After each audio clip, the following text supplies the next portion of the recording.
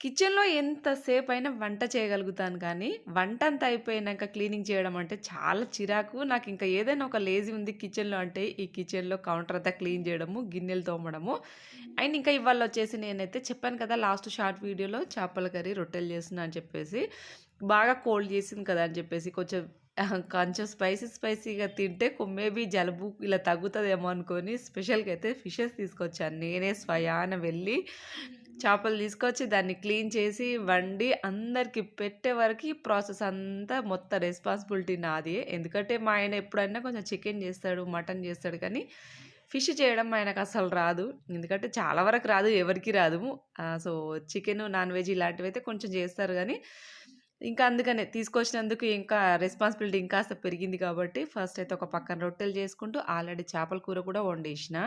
ఇంకా అందుకనే Dheeraj fish curry అసలు తినడు, నోట్లో కూడా పెట్టుకోడు. ఇంకా ఫిష్ ఫ్రై చేస్తే కొంచెం ఇష్టంగా తింటాడు. లక్కీకి కూడా కొంచెం ఫ్రై పెడితే బావుంటది కదా! అని చెప్పేసి ఒక 5 పీసెస్ అయితే ఫ్రై చేశానన్నమాట. సింపుల్‌గా మ్యారినేషన్ ఉప్పు, కారం, పసుపు, గరం మసాలాస్ అన్నీ, ఇంకా అల్లం వెల్లుల్లి పేస్ట్ అన్నీ హోల్ గరం మసాలాస్ అన్నీ యాడ్ చేసుకొని, ఒక 10-15 నిమిషాలు డీప్ ఫ్రిడ్జ్‌లో పెట్టేసిన. పెట్టేసే వరకు ముక్కకు మంచిగా మసాలా అంతా పట్టేసిందన్నమాట. వెంటనే ఇంకొంచెం కడాయిలో ఆయిల్ ఏసుకొని, ఇంకా మొత్తం ప్రాసెస్‌లో అయితే ఇంకా ఫిష్ ఫ్రై అయితే చేసేసినానన్నమాట. ఇలాంటప్పుడే అనిపిస్తది, ఇంకో 2 చేతులుంటే బావుంటుండే అనిపిస్తది. ఒక పక్క వంట చేస్తూనే ఉంటాము, మరో పక్కన అక్కడ సింక్ అంతా నిండిపోతూనే ఉంటదన్నమాట.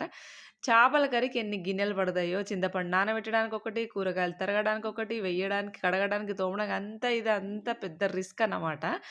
ఎందుకంటే ఇక్కడ వంట చేస్తూనే ఉంటాం. ఆ సింక్ అంతా అప్పటికే నిండిపోతది. ఈ వండడం ఒక ఎత్తయితే, ఈ క్లీనింగ్ చేయడం మరొక ఎత్తన్నమాట. నాన్ వెజ్ ఏదన్నా ఉన్నప్పుడు లేడీస్‌కి ఇంట్లో ఎంత వర్క్ ఉంటదంటే అసలు మామూలుగా ఉండదు. ఇంకా పైగా మా ఇంట్లో ఏంటంటే చపాతీ తిన్నోళ్ళు రొట్టెలు తినరు, రొట్టెలు తినేటోళ్ళు చపాతీ తినరు. ఇంకా అందరికి ఎవరికి నచ్చింది అది చేయాల్సిందే. సింపుల్‌గా ధీరజ్‌కైతే చపాతీ అంటే చాలా ఇష్టం. డైలీ చపాతీ పెట్టినా గానీ వాడు ఇష్టంగా తింటాడు. లక్కీ తల్లయితే రొట్టె ఒకటి 2 రొట్టెలైనా తింటాడు. లక్కీ గాడు గుడ్ మంచిది అన్నీ తినేస్తది. ఇంకా అందుకని లక్కీ విషయంలో ఎలాంటి కొంచెం టెన్షన్ లేదు గానీ, ధీరజ్ విషయంలో వాడికి ఏది నచ్చుతదో, ఏం తింటాడో అర్థమే కాదు. పప్పు వండితే రోజు పప్పేనా మమ్మీ అంటాడు. ఎగ్ చేస్తే రోజు ఎగ్గేనా మమ్మీ అంటాడు. ఏ కర్రీ చేసినా కూడా రోజు ఇదేనా మమ్మీ అని ఏదో ఒక వంకలు పెట్టేదైతే కొంచెం ధీరజే నా వంటలకి.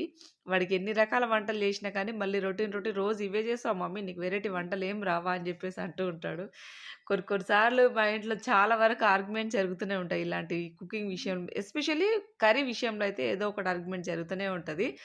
ఇంకా అలాగా మొత్తానికైతే రొట్టెలైతే ఫాస్ట్ చేస్తున్నాను. ఇంకా నాకు చేయొచ్చిందేగా చేసి ఇది ఎప్పుడు డైలీ చేసే పనే కాబట్టి రొటీన్ ఫాస్ట్‌గా అయితే ఇంకా డిన్నర్ అయితే అంతా కంప్లీట్ చేసేసాను. లాంగ్ వీడియో త్వరలో